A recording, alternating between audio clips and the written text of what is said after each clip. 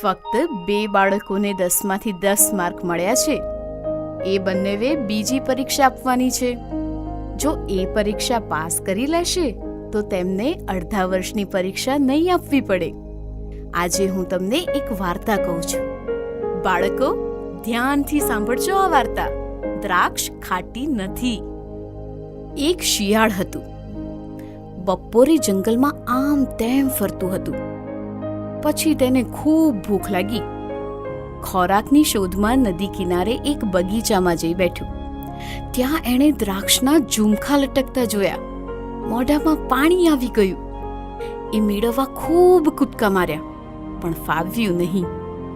આ દ્રાક્ષ ખાટી છે, મારે નથી જોઈતી. એ તો બબડતું રવાના થઈ ગયું. બાળ મિત્રો, એ શિયાળને બબડતા જોઈ ઝાડ પર બેઠેલા વાંદરા કાકાને હસવું આવી ગયું. શિયાળની આંખમાં આંસુ આવી ગયા હતા. વાંદરા કાકાને દયા આવી. નીચેની ડાળીએ આવી તેમણે શિયાળને બૂમ પાડી.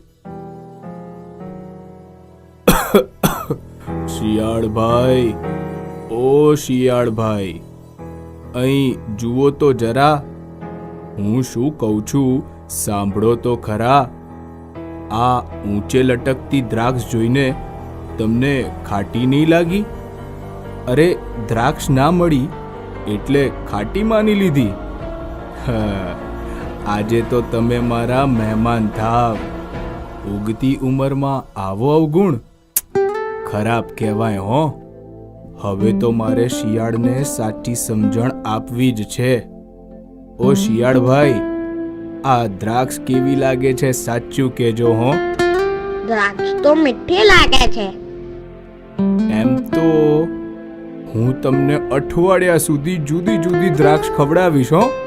મજા પડશે ને? શિયાળે દ્રાક્ષ ખાધી, પાછું ગયું. અરે, આ દ્રાક્ષ કેવી લાગી?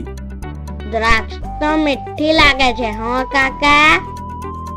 આવું સતત 6 દિવસ સુધી ચાલ્યું. રોજ શિયાળભાઈ આવે અને વાંદરા કાકા તેમને દ્રાક્ષ આપે. રોજ એ મજાથી દ્રાક્ષ ખાય અને રમતા રમતા જાય. આવતીકાલે તો આપણા અઠવાડિયાનો છેલ્લો દિવસ છે. આવતીકાલે તમને એવી દ્રાક્ષ ખાવા મળશે જે તમે ચાખી જ નહીં હોય. કાકા નમસ્તે, આવી ગયો છું. પરંતુ કાકા ઝાડ પર હોય તો જવાબ મળે ને. એક ઠેકડો માર્યો, ફરી કૂદ્યા, ઝુમકું માર્યું, ઝુમકાને ઢગલી કરી દીધી.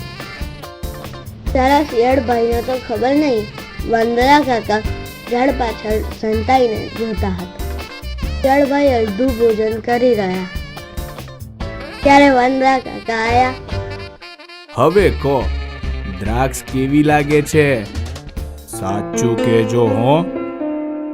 આજના જેવી મીઠી દ્રાક્ષ મેં કોઈ દિવસ ચાખી જ નથી. આજની દ્રાક્ષ તમને મીઠી મધુરી લાગી. તેનું કારણ શું છે તમને ખબર છે? દ્રાક્ષ મીઠી લાગવાના 4 કારણો છે. પહેલું, એક તો તમે ખૂબ રમ્યા ભમ્યા એટલે તમને સાચી ભૂખ લાગી. જેને સાચી ભૂખ લાગે ને તે ચાવીને ખાય એટલે ખોરાક મીઠો મધુરો જ લાગે. બીજું કારણ, જાત મહેનતથી ખોરાક મળ્યો. મહેનતની કમાણી હંમેશા મીઠી મધુરી જ લાગે. ત્રીજું કારણ, આજે તમને તમારી તાકાતનો પરિચય મળ્યો.